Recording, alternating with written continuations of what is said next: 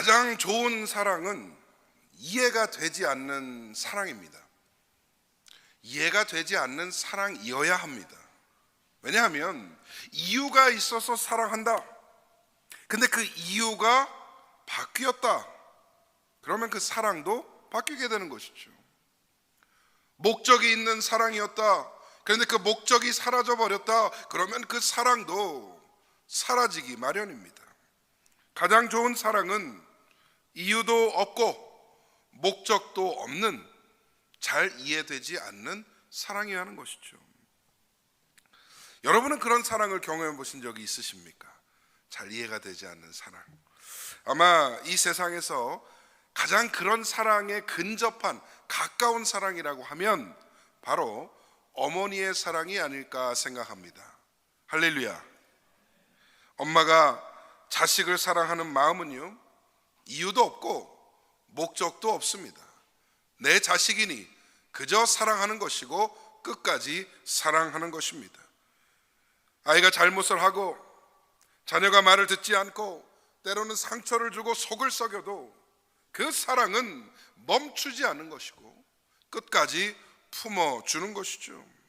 세상이 자식을 다 버릴지라도 그 어머니는 그 아이를 포기하지 않습니다. 그런 사랑을 우리는 설명할 길이 없는 것입니다. 한번 엄마의 입장이 되어 봤습니다. 엄마의 입장에서 자녀를 사랑하는 그 역할, 이거 어떨까? 굉장히 어려운 것이라 생각이 들더라고요. 엄마는 끊임없이 자신을 내려놓는 훈련을 해야 돼요. 그리고 오늘 사랑해주고 내일 사랑 안 하고 그게 엄마가 아니잖아요. 매일 변함없이 똑같이 사랑해줘야 합니다. 끊임없는 헌신이 요구됩니다. 포기할 수 없는 인내가 필요한 것입니다. 마치 완벽해야 된다라는 그 압박 속에서 평생을 사는 것 같아요. 자녀 앞에 완벽해야 된다는 그 압박. 여러 가지 생각 중에 저는 엄마의 역할 중 가장 힘든 것이 무엇일까라는 고민 끝에 이런 생각을 하게 되었습니다. 엄마의 역할 중 가장 힘든 것은 바로 놓아주는 훈련을 해야 된다는 것. 엄마는 자녀를 놓아줘야 되잖아요. 놓아주는 훈련을 해야 된다는 것. 자녀가 자라면서 매번 놓아주는 사랑을 배워야 합니다. 처음에는 아이의 손을 놔주는 연습을 해야 되고, 그 다음에는 자녀의 생각을 놓아줘야 되는 생각을 연습을 해야 되고, 마지막으로는 마음으로 자녀를 놓아줄 수 있어야 합니다. 그런데 그러면서도 동시에 항상 자식을 생각하며 노심초사 기도하는 것, 이것이 엄마의 역할 아닌가. 그래서 그것이 그렇게 힘든 것이 아닌가 생각을 해보겠습니다. 이 자리에 계신 우리 어머니들 위로하고 축복하기 원합니다. 할렐루야. 그런데 모든 엄마가 완벽할 수가 없죠. 엄마도 사람이니까 완벽할 수가 없는 것 같아요. 때로는 부족하고요, 때로는 잘못 표현하기도 하고, 또 사랑한다, 사랑이라는 그 이름 아래 상처를 주기도 합니다. 목회를 하다 보면 꽤 많이 어머니에 대한 상처 때문에 괴로워하는 그런 영혼들을 만나게 돼요. 정말 의외로 많이 있더라고요. 엄마 때문에 상처받은 거, 이게 트라우마가 되고 어떤 마음의 짐이 되고 어두움이 되고, 혹시 어머니에 대한 상처와 아픔이 있으신 분이 있다면 오늘 말씀을 통해 하나님의 사랑으로 회복되시기를 간절히 축복합니다. 어머니는 완벽할 수 없지만 우리를 향한 하나님의 사랑은 완벽한 줄 믿습니다. 할렐루야. 하나님의 사랑은 실패하지 않고요, 멈추지 않고요, 영원토록 우리를 품으시는 줄 믿습니다. 진짜 이해할 수 없는 사랑이 있다면 그것은 바로 하나님의 사랑인 것이죠. 왜 나를 이토록 사랑하시는가? 아니, 무엇 때문에 나를 이렇게 깊이 사랑하시는가? 어디까지 나를 사랑하시는가? 가늠할 수가 없습니다. 사랑할 수 없는 죄인된 나를 독생자를 보내 죽이시기까지 사랑하신 그 하나님의 사랑, 도무지 이해가 되지 않고 설명이 되지 않는 것입니다. 우리는 그저 그 사랑을 체험하고 느끼고 감사할 뿐이죠. 자녀된 우리에게 하나님은 단 한 번도 대가를 요구하신 적이 없어요. 내가 이토록 너희를 사랑했으니 너는 이렇게 해야 된다. 너희는 이것을 나에게 줘야 된다. 이것을 내가 요구한다. 대가를 물으신 적이 한 번도 없다는 것이죠. 하나님의 사랑은 끊임없이 솟아오르고요, 그 끝을 알 수 없는 무한한 사랑인 것입니다. 우리가 할 수 있는 것은 그 사랑을 인정하고 그 사랑 안에 들어가 그 사랑 안에 머물며 살아가는 것입니다. 엄마의 사랑을 끝까지 깨닫지 못하고 감사할 줄 모르면 좋은 자식이라고 할 수 있어요? 없어요? 자신이 없어요? 끝까지 엄마의 사랑을 깨닫지 못하고 거기에 감사할 줄 모르면 좋은 자식이라 할 수 없습니다. 똑같은 맥락에서 하나님의 사랑을 깨닫지 못하고 그 사랑에 감격할 줄 모르고 그 사랑을 감사하지 모르는 사람은 하나님의 선한 성도라 할 수 없는 것이죠. 예수 믿어 성도된 우리는 오늘 말씀을 통해 하나님의 사랑이 어떠한지를 다시 한번 상고하기를 원합니다. 완벽하신 그 사랑을 깨달으시고 또 나에게 엄마라는 존재를 보내주신 그 하나님의 사랑에 감격하고 감사하는 은혜의 시간 되시기를 간절히 축복합니다. 첫 번째로 나눌 것은 무엇이냐? 하나님의 사랑은 나를 잊지 않는 사랑이에요. 나를 잊지 않는 사랑. 살면서 누군가에게 잊혀진다라는 일은 참 서글픈 일입니다. 잊혀진다. 한때는 참 가까웠고 소중했고 사랑하는 사람이었는데 그 사람을 나도 잊어버리고 그 사람에게서 나도 잊혀지는 일, 살면서 많이 겪는 일이죠. 헤어짐과 이별 속에서 우리는 그렇게 서로를 잊고 잊혀져 가는 그런 인생을 살아갑니다. 꼭 물리적으로 멀리 떨어져서 잊혀지는 것만이 잊혀짐이 아니에요. 또 시간이 많이 지나서 기억 저편으로 넘어가야만 잊혀지는 것이 아니더라고요. 가까이 있는데도 불구하고 더 이상 사랑하는 마음이 없고 옆에 있는데도 모르는 사람만도 못한 그런 관계가 되면, 그런 상태가 되면 그것 또한 잊혀져 가는 사람이 되는 것입니다. 반대로 누군가를 기억한다라는 것, 이건 우리에게 아주 중요한 의미를 가지고 있습니다. 기억한다는 것은 그 사람의 존재 자체를 여전히 내가 인정하고 있다는 것이고요, 나에게 영향력을 끼쳤고 그 사람만이 가지고 있는 삶의 흔적이 나에게 남아있다는 것. 그래서 우리는 그 사람을 기억함으로 그 사실을 상기하는 것입니다. 이 세상에서 끝까지 나를 잊지 않을 존재는 아마도 엄마밖에 없을 것 같아요. 그렇지 않습니까? 배 아파서 나를 낳아준 엄마, 그 사람이기 때문에 나를 잊지 못하는 것이죠. 죽을 때까지. 오늘 성경에도 그런 내용이 나옵니다. 오늘 본문 15절이 이렇게 말씀하죠. 본문 15절 말씀입니다. 여인이 어찌 그 젖 먹는 자식을 잊겠으며 자기 태에서 난 아들을 긍휼히 여기지 않겠느냐? 그들은 혹시 잊을지라도 나는 너를 잊지 아니할 것이니라. 아멘. 여인이 어찌 그 젖 먹는 자식을 잊겠으며 자기 태에서 난 아들을 긍휼히 여기지 않겠느냐? 그런데 종종 이 엄마와 자녀 간의 관계가 끊어지고 잊혀져 가는 경우들도 있더라고요. 왜 그러냐? 삶의 상황이 그래요. 삶의 어려움이 있어요. 그러한 저러한 이유와 상황 때문에 엄마가 자녀를 잊고 자녀 또한 엄마를 모르는 경우들이 이 세상에 많이 있더라고요. 그런데 엄마는 잊어도 누구는 잊지 아니하신다 말씀합니까? 하나님께서는 절대 잊지 아니하신다 약속하는 줄 믿습니다. 하나님은 여러분을 잊지 아니하십니다. 할렐루야. 하나님은 시간과 상황에 영향을 받지 아니하시기 때문에 우리는 이런저런 이유와 상황 때문에 사람을 잊고 잊혀져 가지만 하나님은 그러지 아니하신다. 여러분, 부모 자식 간의 관계를 흔히 뭐라고 하죠? 세상에서는 천륜이라고 합니다. 하늘이 정한 인륜이라는 거예요. 관계라는 거예요. 그런데 그 천륜이라고 하는 관계가 깨어질 때가 있죠. 삶의 어떤 풍파 때문에 망가지기도 하고 끊어지기도 하고, 이걸 보면 인간의 마음과 사랑은 언제든 변할 수 있다라는 것을 깨닫게 됩니다.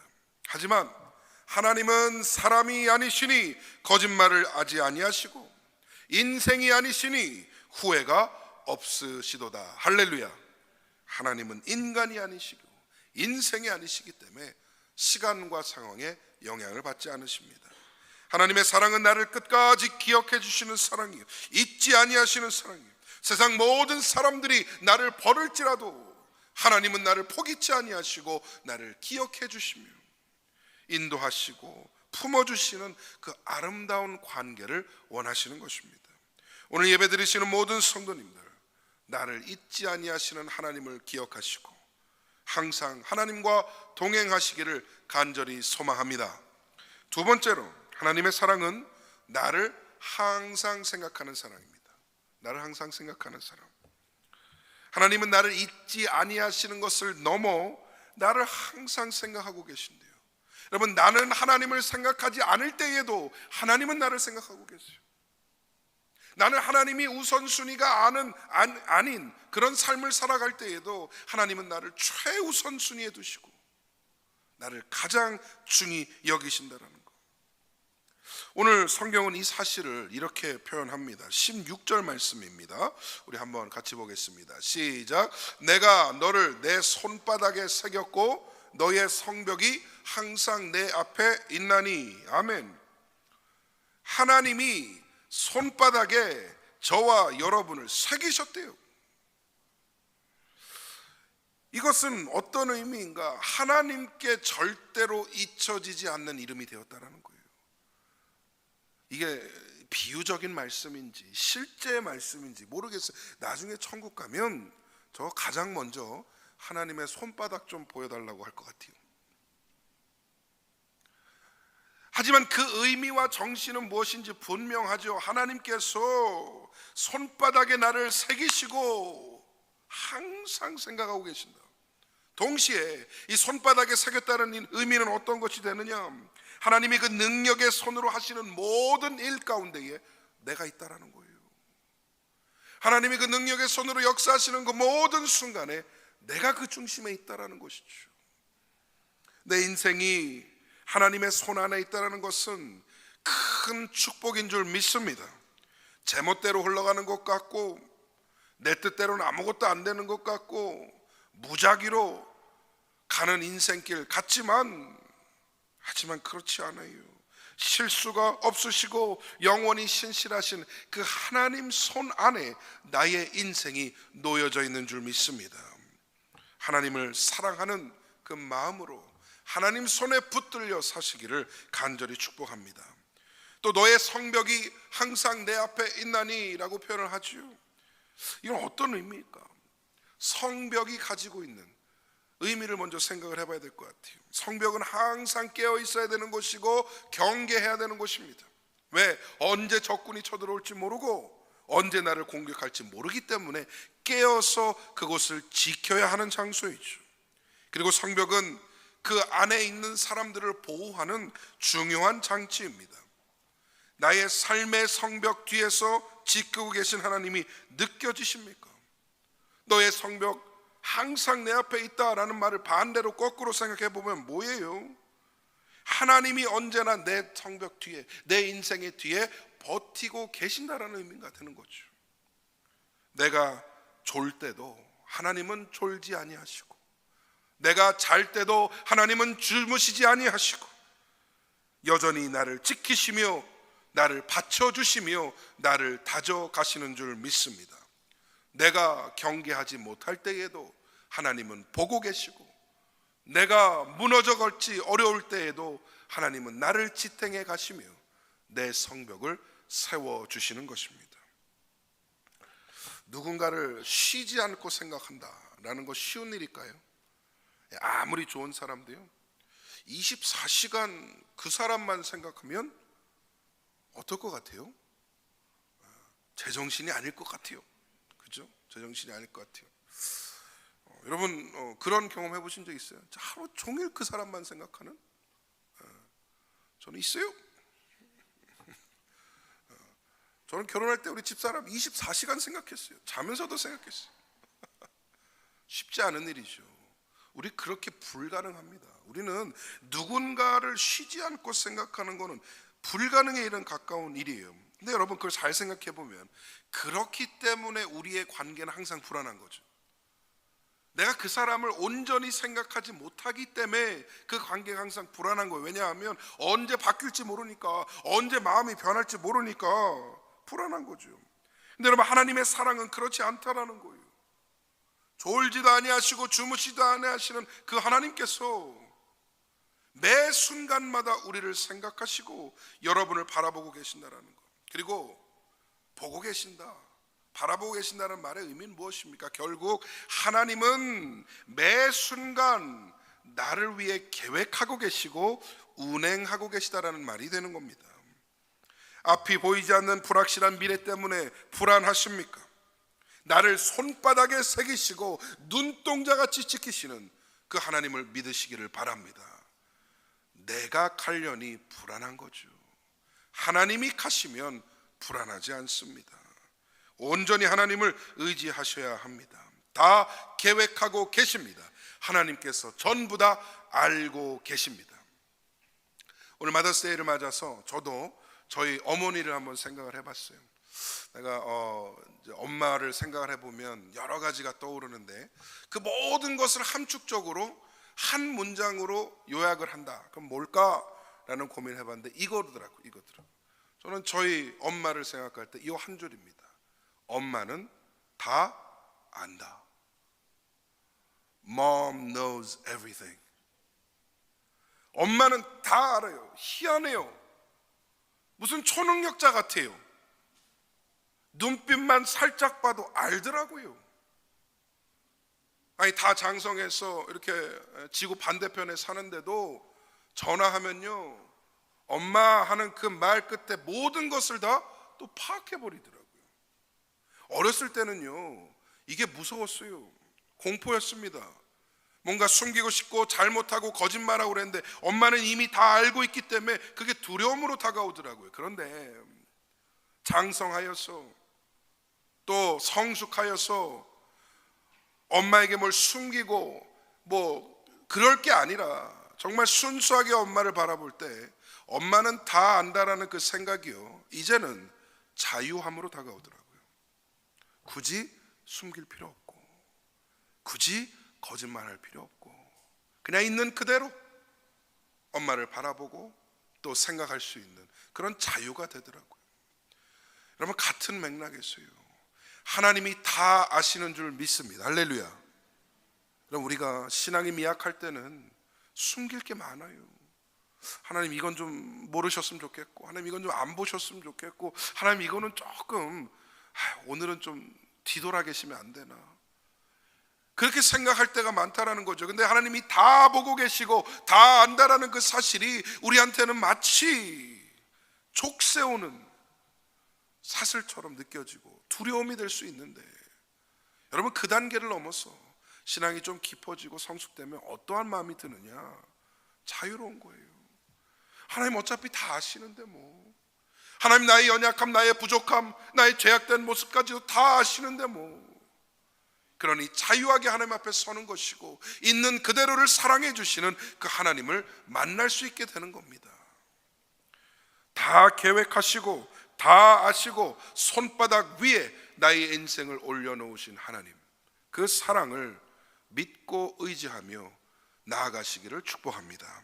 마지막 세 번째로 하나님의 사랑은 나를 긍휼히 여기는 사랑이에요. 엄마들은 자식들이 이렇게 불쌍한가 봐요. 맨날 불쌍해. 그런 생각이 드십니까? 자식을 바라볼 때 연민의 마음, 불쌍한 마음이 드세요 안 드세요? 얼굴들을 보니까 불쌍하긴 뭘 불쌍해요. 이놈의 자식들 전화도 안 하고 찾아오지도 않고 그런 마음이에요. 조금만 아파도 엄마는 어떻습니까? 가슴이 아파요. 내가 대신 아팠으면 좋겠다라는 생각을 해요. 조금만 자녀가 좀 부족해도 엄마는 그냥 노심초사하고 마음 졸여요. 저도 큰애가 어렸을 때 그런 시기가 있더라고요.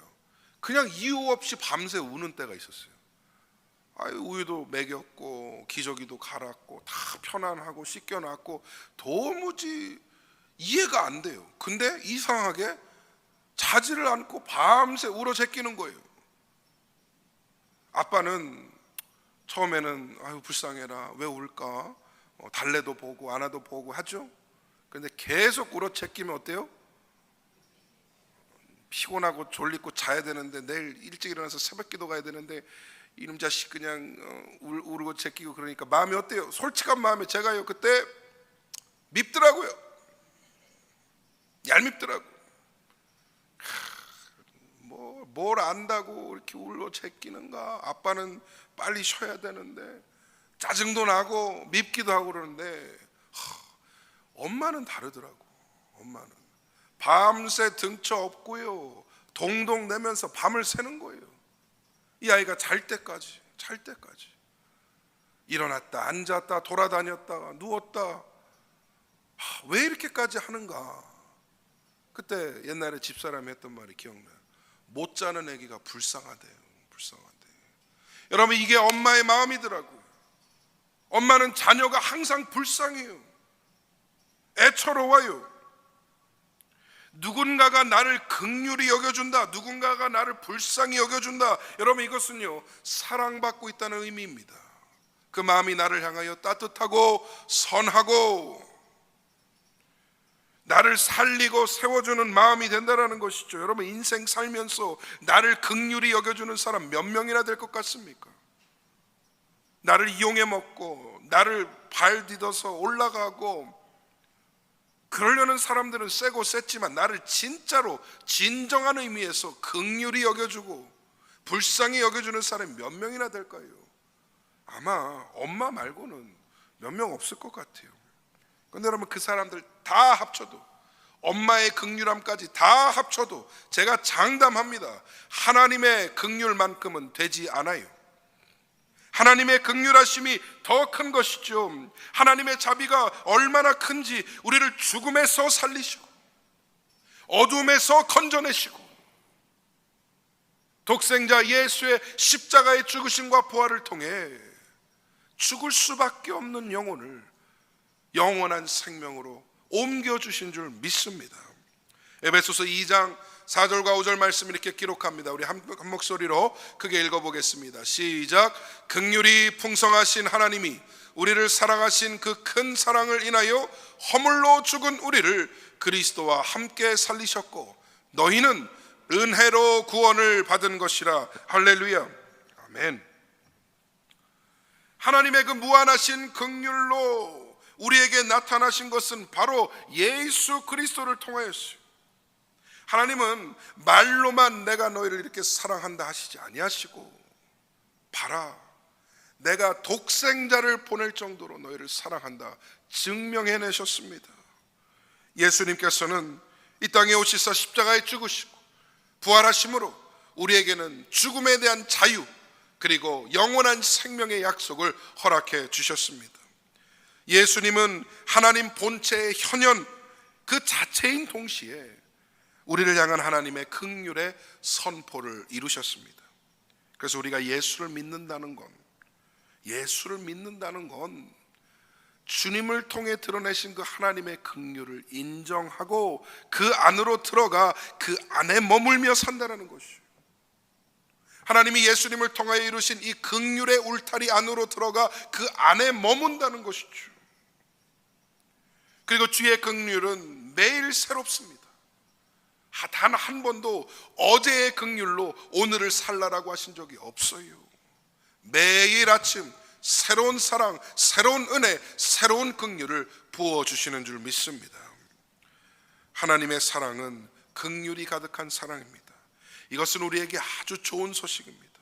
우리가 부족하고 연약할지라도 하나님은 변치 아니하시고 어제나 오늘이나 내일이나 동일하게 우리를 긍휼히 여겨 주십니다. 이런 하나님을 깊이 신뢰하시고 더욱 사랑하시는 복된 성도님들 되시기를 축복합니다. 이제 말씀을 맺겠습니다. 아까 서론에서 가장 좋은 사랑은 이해가 안 되는 사랑, 이해할 수 없는 사랑이라고 말씀을 드렸어요. 여기 계신 대부분의 분들은 어머니라는 존재로부터 그 이해할 수 없는 사랑을 경험하신 분들입니다. 그리고 여기에 계신 어머니들, 이 시간 축복합니다. 여러분은 이해할 수 없고 설명할 수 없는 사랑을 베푸신 분들입니다. 감사합니다. 그리고 사랑합니다. 하지만 모든 어머니들이 완벽하지는 않습니다. 때로는 상처를 주었고 상처를 받기도 했습니다. 사랑하는 마음이 변한 적도 있고요, 잘못 표현한 적도 있습니다. 엄마도 사람이기 때문에 실패한 적 있고 실수한 적도 있습니다. 이 세상에 존재하는 가장 깊은 사랑이기는 하지만 그 역시도 완벽하지는 않다라는 것이죠. 그런데 괜찮습니다. 하나님께서는 우리 모두를 사랑하시고 그 이해할 수 없는 사랑을 통하여 우리의 부족함과 연약함을 채워주십니다. 혹시 그때 내가 자식 좀 이렇게 키울걸, 저렇게 키울걸, 그때 그러지 말걸, 그때 꼭 그렇게 할걸, 이런 후회가 여러분 가운데 있으시다면 그마저도 하나님께 내려놓으시고 기도하시기 바래요. 하나님, 내가 자식들한테 그렇게 못했어요. 하나님, 내가 자식들을 위해서 그렇게 못 살았어요. 근데 하나님이 채워주세요. 하나님이 임해주세요. 내 연약한 부족함 대신 하나님께서 역사해 주세요. 기도하는 분들에게 반드시 하나님이 임하실 줄 믿습니다. 우리를 사랑하시고 도무지 이해할 수 없는 그 사랑으로 우리를 품어주셨습니다. 내가 뭘 잘한 게 있다고, 무슨 합당한 일을 했다고 하나님이 왜 이토록 나를 사랑하시는가 설명이 안 된다면 여러분은 진짜 하나님의 사랑을 알고 계신 겁니다. 이해가 안 돼서 위대한 것이에요. 설명이 안 되는 거기 때문에 놀라운 것입니다. 끝까지 나를 잊지 아니하시고 항상 나를 생각하시며 영원히 나를 긍휼히 여겨주시는 그 위대한 사랑을 누리며 사시기를 바랍니다. 오늘 마더스데이에 예배드리는 우리 모든 어머니들과 모든 성도님들을 전심으로 축복하며 항상 강건하시기를 주님의 이름으로 간절히 축원드립니다. 아멘. 우리 함께